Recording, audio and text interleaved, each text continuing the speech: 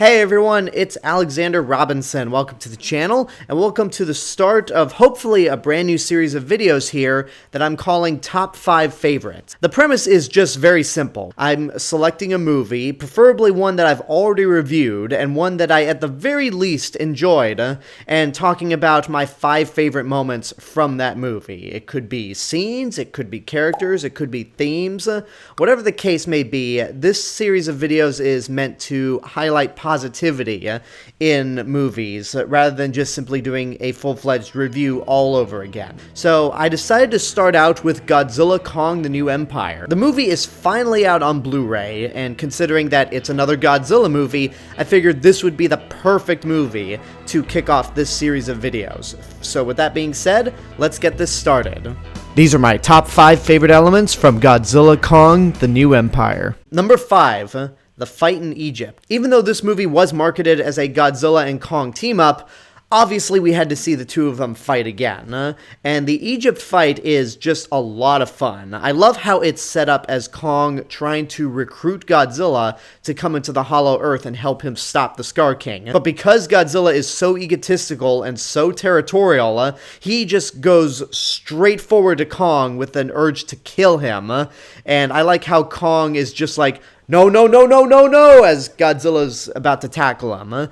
And what's fun about this fight is that in the last movie, I was firmly on Team Godzilla because Godzilla's my favorite of the two monsters, and there was no way Kong was going to win. This time, I found myself on Team Kong because I'm just like, look, Godzilla, Kong is trying to recruit you for help. Stop acting so egotistical and just listen to him. My favorite moment from this fight has to be when Godzilla is temporarily knocked out and Kong starts dragging him by his tail to the portal that leads him to Hollow Earth, only for Godzilla's spines to ignite to reveal his brand new atomic breath. And Godzilla is very close to killing him until Mothra shows up and goes, "Cut it out, Godzilla!" And then that's when the team up officially happens. Speaking of which, Number 4, Mothra. A lot of eagle-eyed fans caught Mothra in the second trailer through Gia's eyes, and for me, I just thought, she's not going to be in the movie. Like, I didn't see Mothra for a second in those eyes, and I thought, man, you are building up for a monster that's probably not going to be in the movie, and I don't want to hear complaints about, oh, I hate this movie because Mothra wasn't in it. I'm like, no, the movie didn't tell you Mothra was going to be in it. You told yourself that she was going to be in it when she wasn't. Apparently I was wrong, and I am so grateful to have been wrong, because Mothra's return was not only a surprise, but it was very welcomed. We get to see her Monsterverse design in clear daylight. She's very helpful, and it's fun seeing her web up all of those other Kongs while all the monsters are floating in the sky in Hollow Earth. And I also like how they don't kill her at the end of the movie. Mothra pretty much repairs the shield that protected the Eway population in Hollow Earth, and then flies away. The only thing I really didn't like about Mothra was her theme by Tom Holkenborg.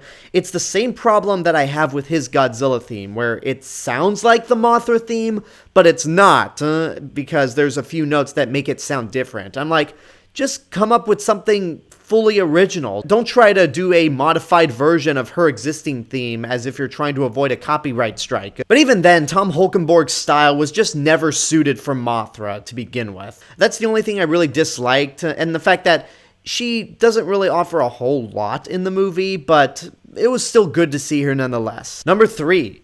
Trapper. The human characters in this movie really do leave a lot to be desired, and especially coming off the heels of Godzilla -1. Sure, the relationship between Gia and Eileen is still strong, but it seems to only pop up when convenient.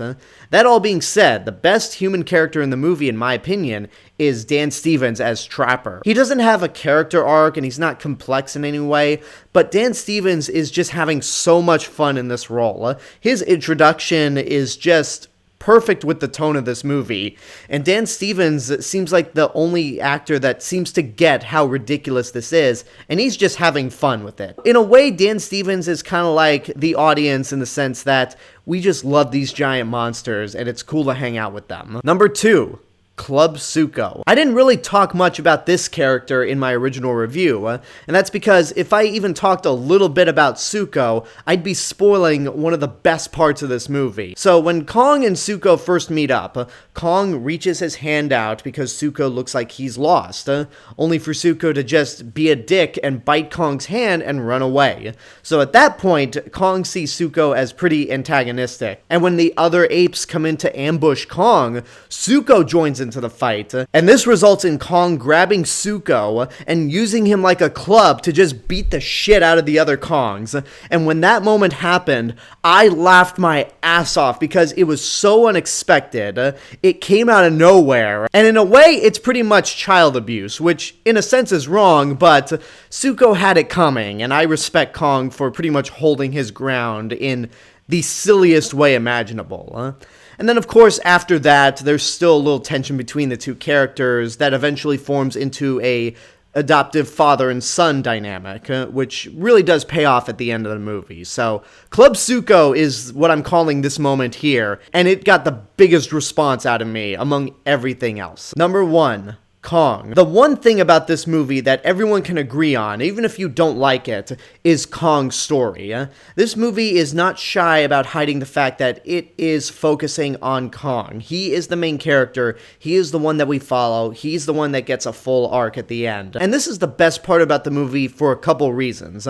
One, a lot of the scenes in this movie featuring Kong and the other Titans are done without dialogue. And you get a clear sense of what the story is, what these characters are feeling, and a sense of what Kong is going for, what his end goal in this movie is. And another reason this works so well is basically Kong's history. Every movie prior to Kong Skull Island has pretty much taken elements from the 1933 film and thus have made Kong more of a sad and tragic character. He has never had a happy ending in any of the movies prior to the Monsterverse. The 1933 film, he gets shot down by airplanes, falls to the ground in New York City and dies, leaving his son on Skull Island orphaned, who then dies as the island is sinking to the ground. Then in the 1976 remake, he falls off the World Trade Center and dies. Sure, he survives in King Kong Lives and gets a mate, but he still dies at the end, so what kind of happy ending is that?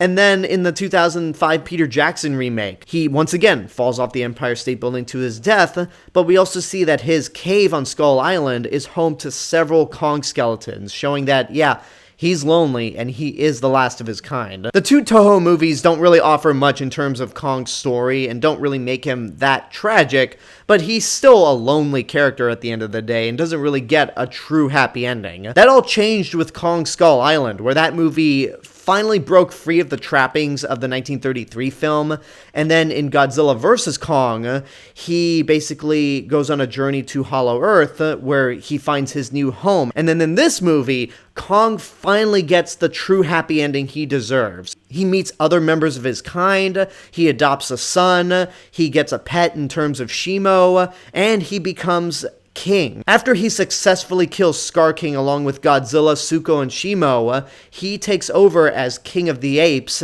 in Hollow Earth and finally gets his happy ending. After 91 years of this character's existence, it feels so great to see him finally get what he deserves. And that, for me, is why Kong's arc in this movie is the best element of Godzilla Kong: The New Empire. And there you go. Those are my top 5 favorite elements of Godzilla Kong: The New Empire. I hope you enjoyed it, and I hope to continue this series of videos further down the line. Again, the goal with this series is to revisit movies that I've already reviewed, already talked about, and highlighting the very best moments of those movies. It's an effort to kind of give the channel a little more variety and continue on a trend of talking about the positive things about movies. So the next top 5 favorite video might come out sooner than you think, but I also want to remind you all that this Friday I'm going to be holding a live watch party for Godzilla Kong: The New Empire. It's going to be at 7 p.m. Pacific Standard Time this Friday, so I hope you guys tune in for that live watch party. And I also want to give a special shout out to the newest YouTube member,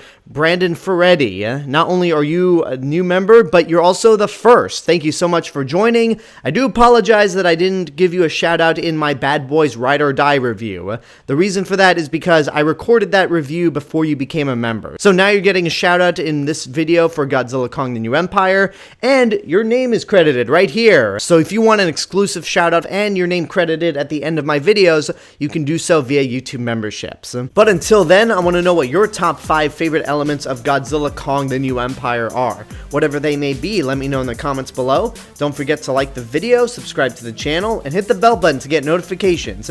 If you want to help support the channel even more, you can do so through YouTube memberships, and you can also follow me on Facebook, Instagram, Letterboxd, Threads, and my theme park and travel channel right here on YouTube. I'll see you guys in the next video, but until then, have a good day and take care of yourselves.